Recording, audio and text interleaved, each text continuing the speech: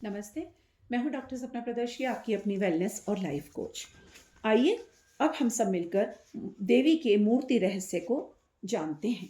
ऋषि कहते हैं, हे राजन, नंदा नाम की देवी जो नंद से उत्पन्न होने वाली हैं, उनकी यदि भक्ति पूर्वक स्तुति और पूजा का जाप किया जाए तो तीनों लोगों को उपासक अपने अधीन में कर सकता है। उनके श्री अंगों की कांति कनक कनक के समान उत्तम है। वे सुनहरे रंग के सुंदर वस्त्र धारण करती हैं। उनकी आभा स्वर्ण के तुल्य है तथा वे स्वर्ण के ही उत्तम आभूषण धारण करती हैं। उनकी चार भुजाएं हैं, कमल, अंकुश, पाश और शंख से सुशोभित हैं। वे इंदिरा, कमला, लक्ष्मी तथा भुज रक्तंबुजा वासना भुजासना स्वर्णमय कमल के आसन पर बैठी हैं। आदि नामों से पुकारी जाती हैं। निष्पाप नरेश, पहले मैंने रक्तदंतिका नाम से जिन देवी का परिचय दिया है, अब उनके स्वरूप का वर्णन करता हूं, उसे सुनो। जब वह सब प्रकार से भयों को दूर करने वाली हैं, वे लाल रंग के आसन पर बैठी हैं। उन्होंने लाल रंग के वस्त्र धारण किए हुए हैं। उनके शरीर का रंग भी लाल है। उनके अंगों में समस्त आभूषण भी लाल रंग के हैं। उनके अस्त्र शस्त्र, नेत्र, सिर के बाल, तीखे नख और दांत भी सभी रक्त वर्ण के हैं, इसलिए वे रक्त दंतिका के नाम से जानी जाती हैं। अत्यंत भयानक दिखाई देने वाली हैं। जैसे स्त्री पति के प्रति अनुराग रखती है, उसी प्रकार देवी अपने भक्त पर माता की भांति स्नेह रखते हुए उनकी सेवा करती हैं। देवी रक्त दंतिका का आकार वसुधा की भांति विशाल है। उनके दांतों, दोनों स्तनों और सुमेरु पर्वत के समान वे लंबे, चौड़े, अत्यंत स्थूल और बहुत ही मनोहर हैं। कठोर होते हुए भी अत्यंत कामनीय हैं तथा पूर्ण आनंद के समुद्र हैं। संपूर्ण कामनाओं की पूर्ति करने वाले ये दोनों स्तन देवी अपने भक्तों को पिलाती हैं। वे अपनी चार भुजाओं में खड्ग, पानपात्र, मूसल और हल धारण करती हैं। यही रक्त चामुंडा और योगेश्वरी देवी कहलाती हैं। इनके द्वारा संपूर्ण चराचर जगत व्याप्त है।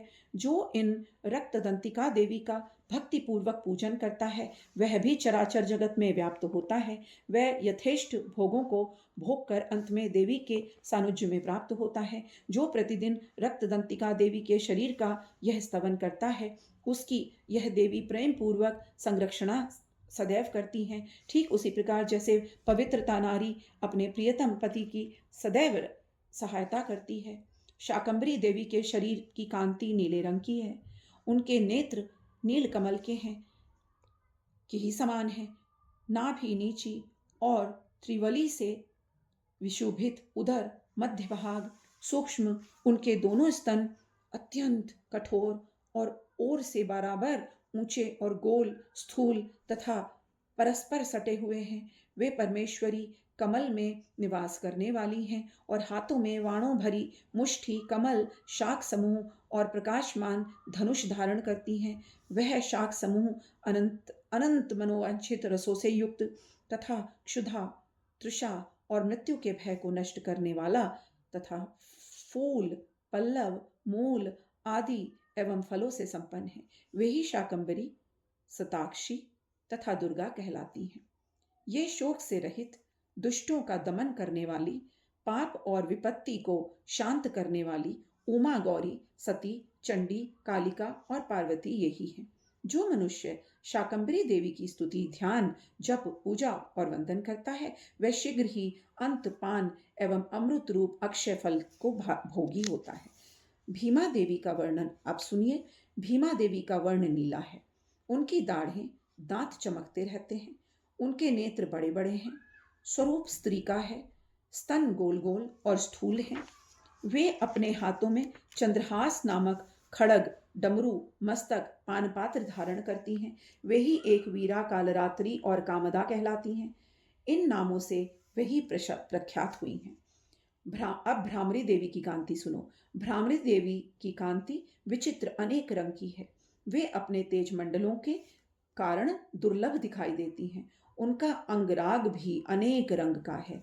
वे तथा चित्र विचित्र आभूषणों से विभूषित हैं। चित्र, भ्रमरपाणी और महामारी आदि नामों से उनकी महिमा का गान किया जाता है। हे राजन, इस प्रकार जगन माता चंडिका देवी की ये मूर्तियां बदलाई गई हैं, जो कीर्तन करने पर कामधेनु के समान संपूर्ण कामनाओं को पूर्ण कर देती हैं। यह परम गोपनीय रहस्य है, इसे तुम्हां दूसरे को नहीं बतलाना चाहिए। दिव्य मूर्तियों का यह आख्यान मनोवांछित फल देता है, इसलिए पूर्ण प्रयत्न करके तुम निरंतर देवी के जप आराधना में लगे रहो। सप्तशती के मंत्रों के पाठ मात्र से मनुष्य 7 जन्मों के पापों से छुटकारा पाता है, उपार्जित ब्रह्मतुल्य सदृश्य घोर पातकों से छुटकारा मिल जाता है और मुक्ति मिलती है। इसलिए मैंने पूर्ण प्रयत्न करके देवी के गोपनीय से भी गोपनीय, अत्यंत गोपनीय ध्यान का वर्णन किया है, जो सब प्रकार के मनोवांछित फलों को देने में समर्थ है। उनके प्रसाद से तुम सर्वमान्य हो जाओगे।